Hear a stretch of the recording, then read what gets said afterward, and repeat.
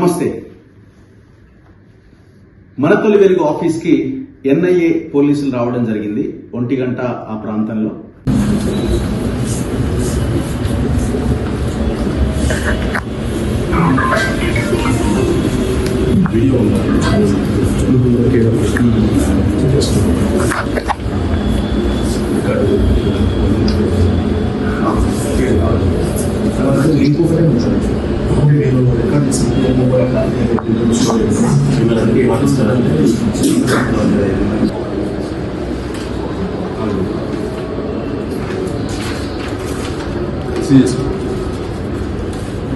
ఎవరు మీ ఆఫీసులో నేను సీరియస్ సైన్ పెట్టేసి స్టాంప్ వేసి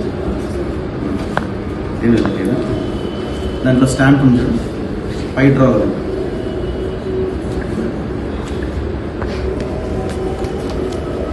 ఒక్క నిమిషం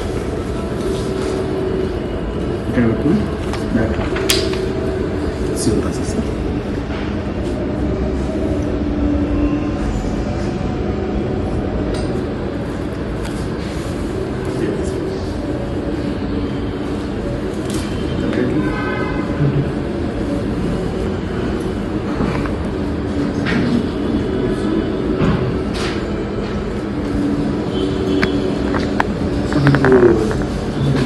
మళ్ళీ డిపార్ట్మెంట్ ఇవ్వాలా అవసరం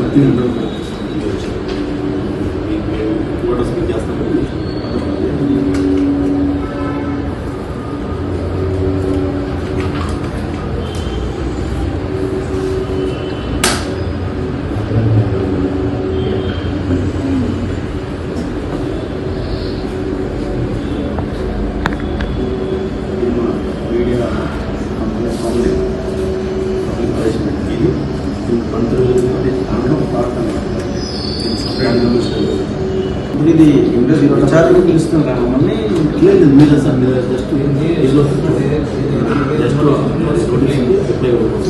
మీతో ఎవరైతే అప్లికేషన్ ఉందో అప్లికేషన్ 91778786 ఉన్నది లేదు అతనికి నోట్స్ పంపిస్తాను.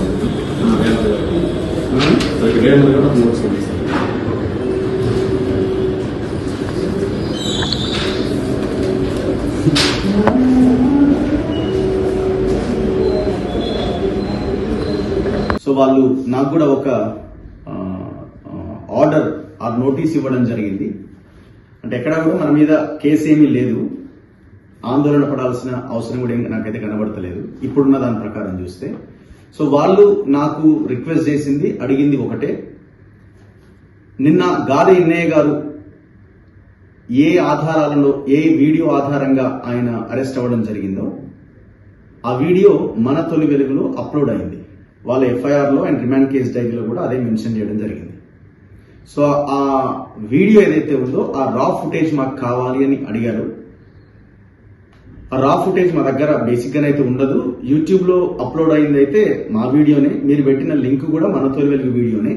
సో మేము ఆ లింక్ మాది అని సర్టిఫై చేసి మాత్రం ఇవ్వగలుగుతాం తప్ప ఆ చిప్లో కెమెరాలో రికార్డ్ అయినటువంటి రా ఫుటేజ్ ఇవ్వడానికి కాదు. ఉంటే ఇవ్వచ్చు, బట్ మేము ఏ రోజుకి ఆ రోజు ఫీడ్ మేము ఫార్మాట్ చేస్తుంటాం, డిలీట్ చేస్తుంటాం. ఎందుకంటే చిన్న నెట్వర్క్, చిన్న వ్యవస్థ కాబట్టి ఒక దగ్గర నుంచి రిపోర్టర్ ఫీడ్ తీసుకొచ్చి అప్లోడ్ అయిన తర్వాత వన్స్ యూట్యూబ్లో అప్లోడ్ అయిన తర్వాత ఆ ఫీడ్ అనేది తీసేస్తాం.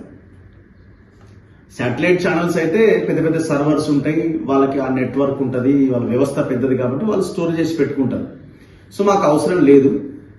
కాకపోతే మేము మీరు ఏదైతే యూఆర్ఎల్ ఆ లింక్ పెట్టారో ఆ లింక్ మాదే, మా ఛానల్కి సంబంధించింది. ఖచ్చితంగా దాన్ని సర్టిఫై చేసి ఇవ్వడానికి మాకు ఎలాంటి ఇబ్బంది లేదని చెప్పాం. సో రేపు మధ్యాహ్నం 3 గంటల లోపు మీరు మాకు ఆ సర్టిఫై చేసి ఈ వీడియో మాదే అని చెబుతూ సర్టిఫై చేసి మాకు ఒక కాపీ ఇస్తే మీరు వచ్చి ఇవ్వాల్సి ఉంటుంది గచ్చిబౌలిలో ఉన్న ఎన్ఐఏ ఆఫీస్కి అని చెప్పడం జరిగింది. ఖచ్చితంగా మేము ఇస్తాము, విచారణకు సహకరిస్తామని కూడా చెప్పడం జరిగింది.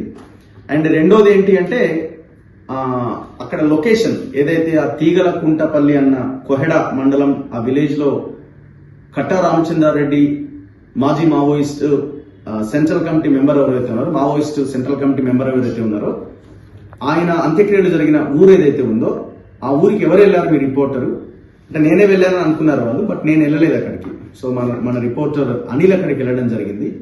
మన వెహికల్లోనే, అంటే ఒక క్యాబ్ మాట్లాడుకొని అక్కడికి వెళ్ళడం జరిగింది. సో తనని కూడా మేము ఒక 2-3 ప్రశ్నలు అడగాలి. అక్కడికి ఎవరు వచ్చారు ఏంటి, మరి వాళ్ళు ఏమడుగుతారో. సో ఆ 2-3 క్వశ్చన్స్ అడిగి అతన్ని పంపించేస్తాము. సో తనని కూడా మేము విచారిస్తామని చెప్పారు. సో తనకి సంబంధించి కూడా ఒక నోటీస్ ఇవ్వడం జరిగింది. 160 సిఆర్పిసి కింద 160 సిఆర్పిసి ఇప్పుడు 179 బిఎన్ఎస్ఎస్ కింద.